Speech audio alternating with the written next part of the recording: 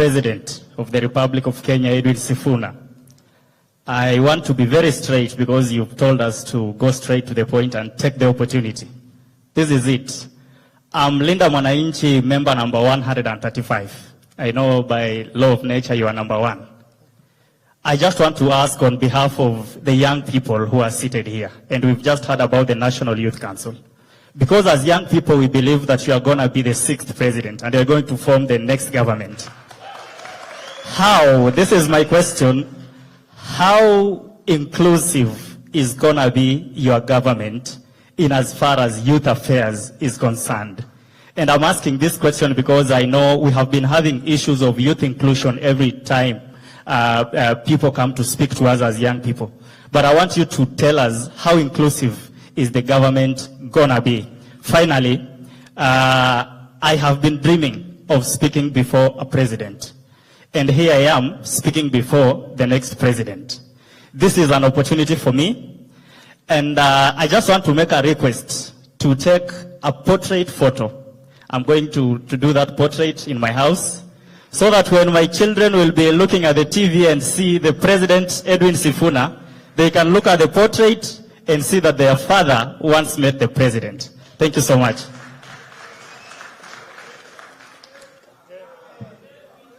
Let's move the mic to the middle there. There's a gentleman there. Then we'll take one and then one final one here. You are here on stage. You can't raise your hand. Thank you, Your Excellency.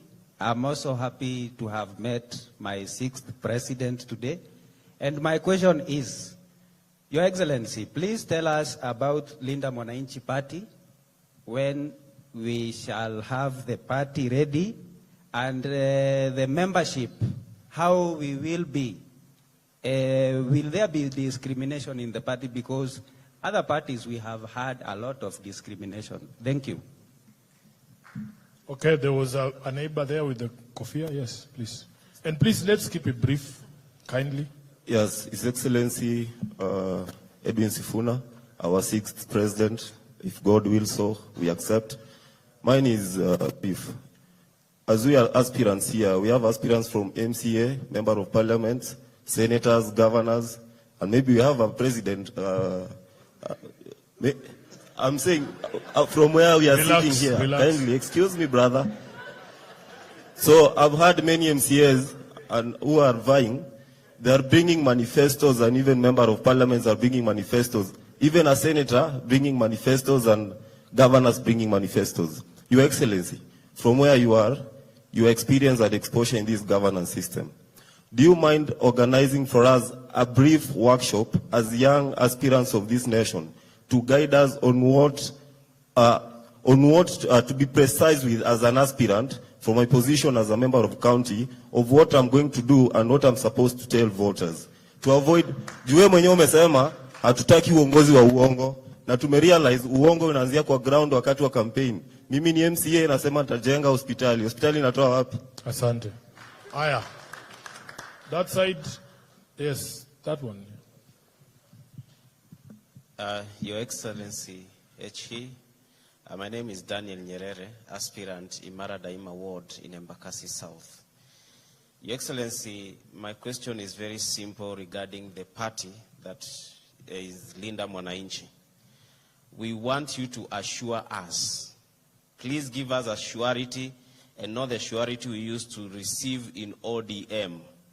Please give us a surety that you're going to do free and fair nomination, and especially you are going to consider the young people in that party. Thank you, sir. I think we can answer these 4, then we'll do one more round. I can hear the ladies screaming here about gender balance, and inclusion is a big issue. Now, first of all, there's a question about how inclusive government is going to be. First, you have to look at the movements that form government and ask how inclusive those movements are. Because it is impossible sometimes to expect that people will pick up good habits when they didn't have them before they had power. We have created a platform. Actually, this platform has been created by young people.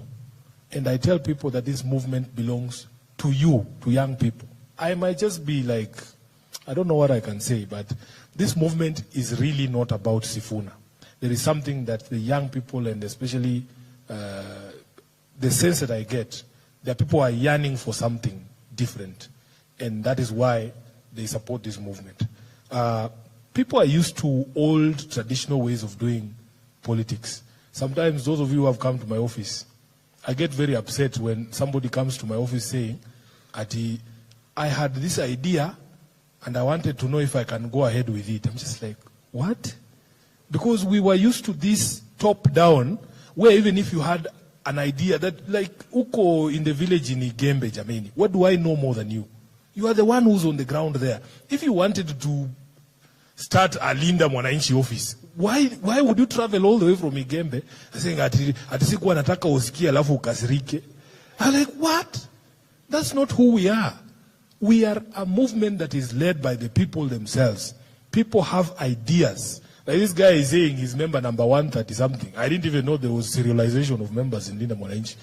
But that is the sort of initiative we want. I have seen people calling themselves, mimi ni youth leader wa Linda Mwananchi. I see people opening offices. That's the sort of movement and initiative that we are. Hii maneno ya ati lazima upewe permission. Kuingia Linda Mwananchi hakuna application na hakuna permission. If you have an idea that you think pushes the movement forward, I think you should run with it. So look at our team and see just the sheer number of young people that are in Linda Mwananchi. Then you will see how inclusive the government is going to be. Of course, when we started, there was a call that when people see the front picture here, when we are standing there, they don't see enough women, you know? And there's a reason. You see, like the lady from Siaya who spoke here, if there's risk of political violence to us as men, for them it's like 10 times. It's like 10 times. And you have to be deliberate to make sure that these people are safe. You know, there's a friend of mine who's running for office in Bungoma County. She's called Agneta. She was hurt very badly, by the way. Even as we speak, she's still in hospital. And in Homa Bay, that is. And therefore, in the initial days, there's all sorts of threats and disadvantages that women have that you will not see them in those public podiums, you know. I have friends in the Senate, for instance, who are nominated ladies, nominated senators. After they saw what happened to Gloria Oroba, that you can actually be kicked out from that nominated seat for disagreeing with your party, many of them are very afraid to come out and say, I am going to Linda Mwananchi rally. Because our politics has also become very petty. People have paid actual prices for supporting Linda Mwananchi.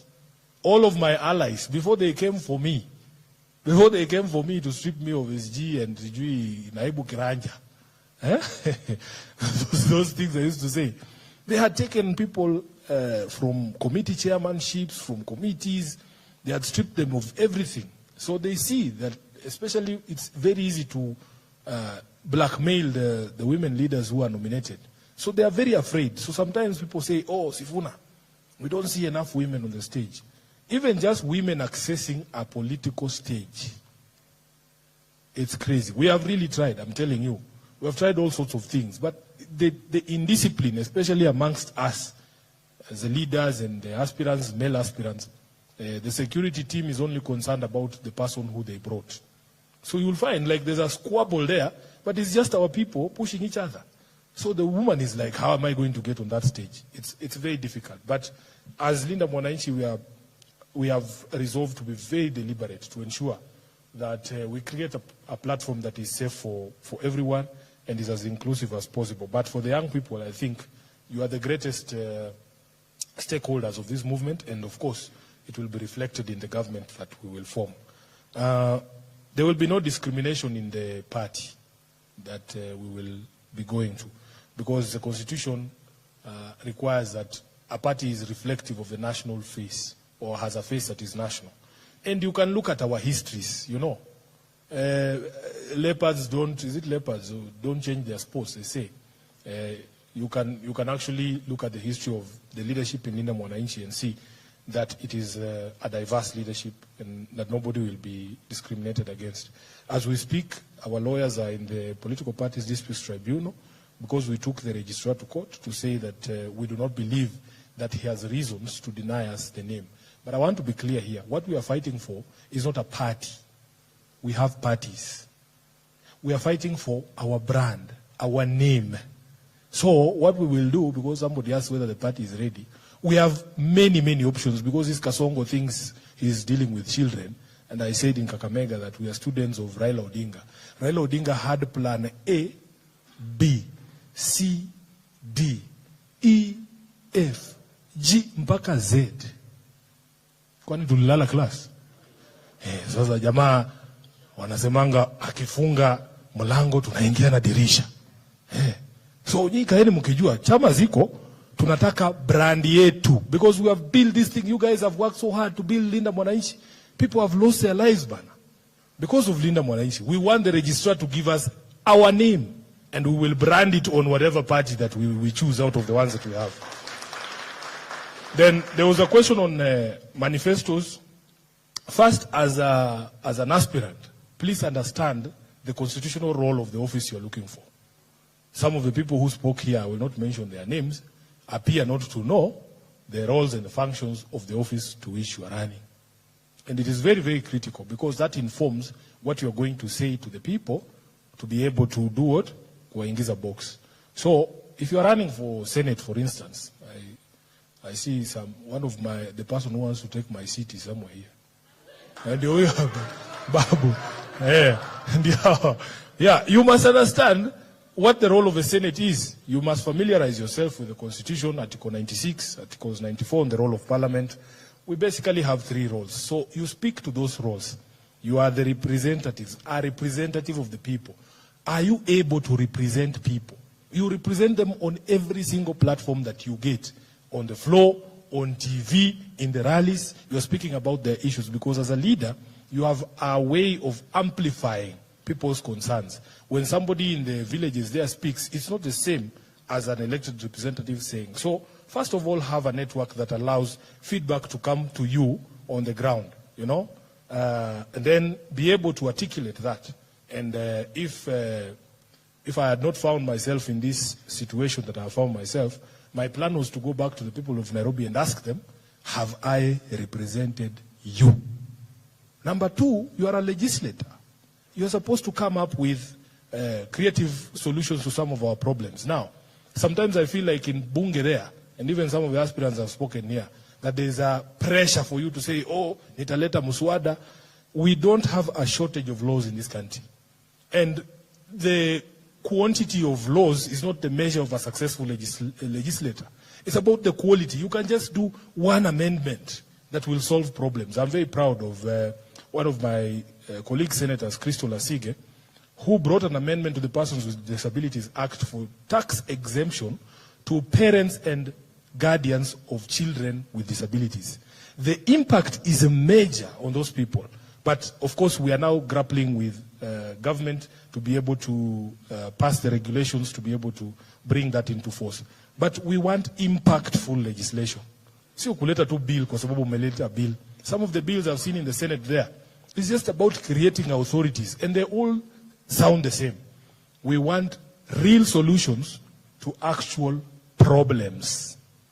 And that is what you as a legislator should look for. If you are going to the National Assembly, identify, even if it is just one gap in the law, and when you solve or close that gap, it has the impact to your people, you are successful as a legislator. Then, of course, there is the oversight of national government institutions and the county governments as well. You people have followed our conversations in the Senate. You can gauge, and if you vote in Nairobi, then I can ask you as well if you think that I have done my job as an oversighter in Nairobi. There are others who think that that we should physically beat up governors. Because the frustration is so much. Even us there in the Senate, sometimes the tools that we are given, you can summon a governor, anakataa kuja, you depend on the Inspector General of Police to arrest them and bring them. They don't. And then siku moja nimekaa kwa Senate, naona jamaa mwenye tuko na arrest warrant yake anapiga IG hapo nje. Ako TikTok mbele hapo nje tu, nikasema hii na is too much. We mzee, unajua tunakungojea na unakuja kupiga TikTok mbele ya bunge, so kulikuwa na patashika kidogo hapo, but that is not ordinarily what should happen. So yes, understand the role. And when you hear some of us talking strongly about constitutionalism, because when you are elected president, for instance, there is an oath of office that you take. You are the foremost, or at least you're supposed to be the foremost defender of that constitution, not the foremost violator of the constitution. Ndio maana tunataka huyu Kasongo akanyage akiendanga. Daniel, you said you're vying in Imara Daima, and you want me to assure you. I like your choice of phrase. My brother, in this life, there are no assurances. No. Tuende tu pole pole, tutaelewana. Can you assure me that you will be awake tomorrow? You can't. You can't assure me that you will wake up tomorrow. Tuanze tu na hiyo basic. What we have discussed here is that we want to put in place a fair process. A fair process where you can feel that you actually have an opportunity to compete. Now, but what is fairness? You know, I've given you my example in Kandui, for instance. The unfairness in Kandui was not that ballot papers were being sold. It was that I was poorer than my opponent. Kama ningekuwa na hiyo noti, labda hata mimi ningetoa alafu tutoke draw, sivyo? So, I mean, there are many facets, but what we want, we have said, we have learned a lot of lessons from our previous experiences in other political parties. We would want that the bad manners is left behind. And at the end of the day, for as long as a political party wants to win an election, you can't give a ticket to the wrong person. Mutaanguka tu. Yeah, we want numbers in the National Assembly. We want numbers in the Senate. There's something we tried to do in ODM the last time in setting up something we called a parliamentary campaigns committee to identify people early, and especially like women aspirants. You can't wait. Like right now, it's already too late. It's already too late. Imagine, you know what it takes to identify an aspirant, to train them, to give them opportunities. Like I said, ikuongea ni practice. You need to be addressing a gathering like this at least once every week so that you can hone your skills, you know. We need to see you, like when we say we're going to Meru, come to Meru, you're from Meru there.